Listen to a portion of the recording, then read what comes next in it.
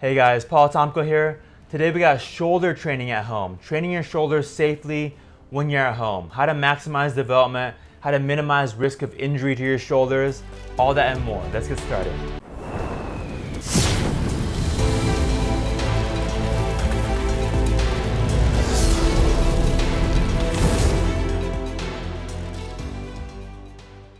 All right, next up on our home workouts is we got shoulders.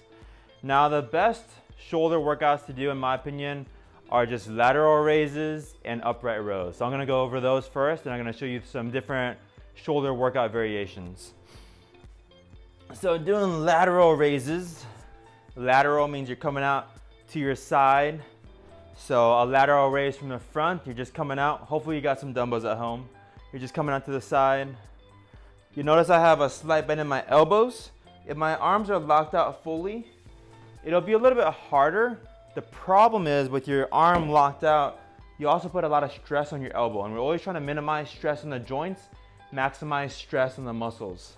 So by having a slight bend in your elbow, you take the stress off your elbow and put it all on the muscle, all on this lateral head of your shoulder right here. And the lateral head is the most important head in my opinion because that's the one that makes it, that kind of pops out on the side, gives you that V taper on the top.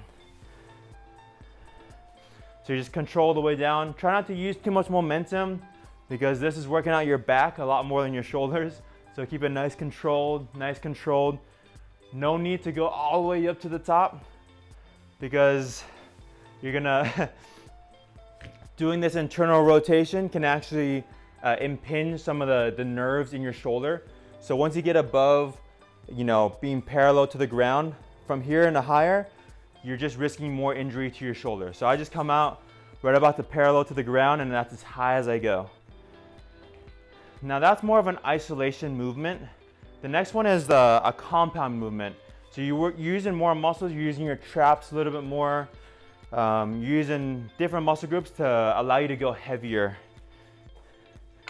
This is called an upright row.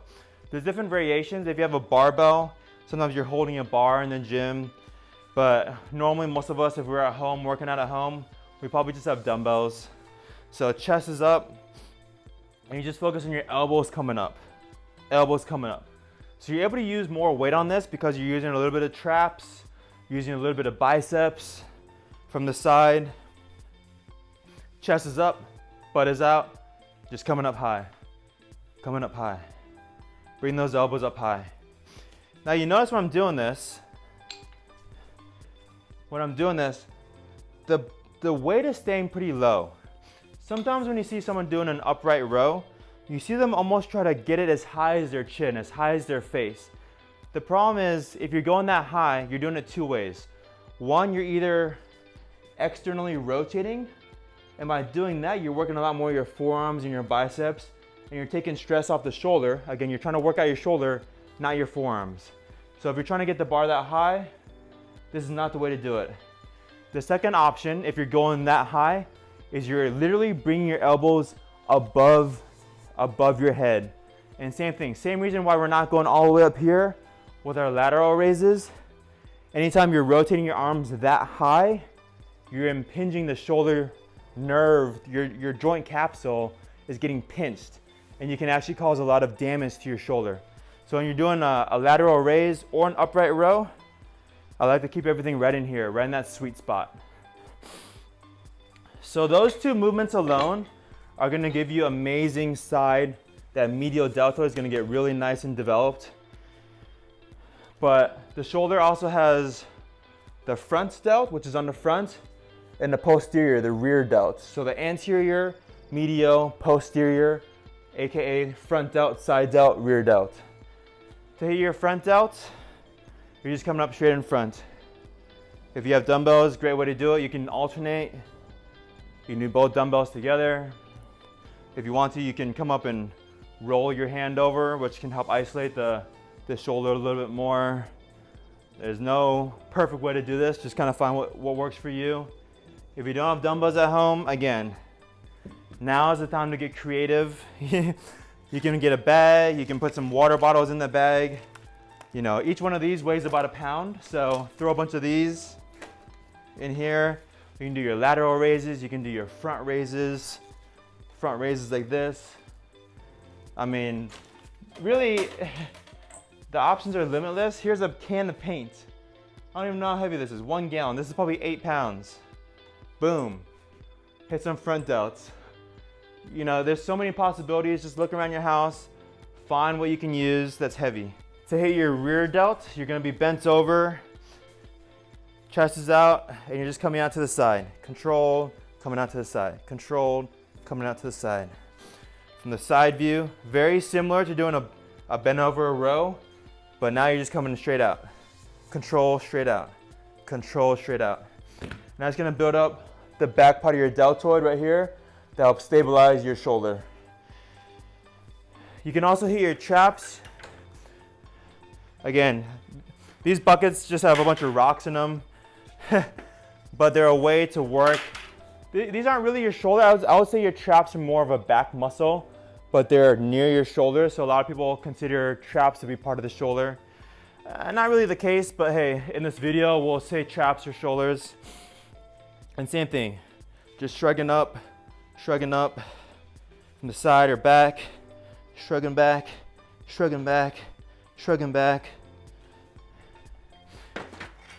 So, lots of ideas for you. The shoulders are pretty small muscle group. There's a lot of different ways, but as long as you're hitting that side, that front, and that rear, you got lots of options for you. Now, one thing that people like to ask me is, do you do shoulder presses?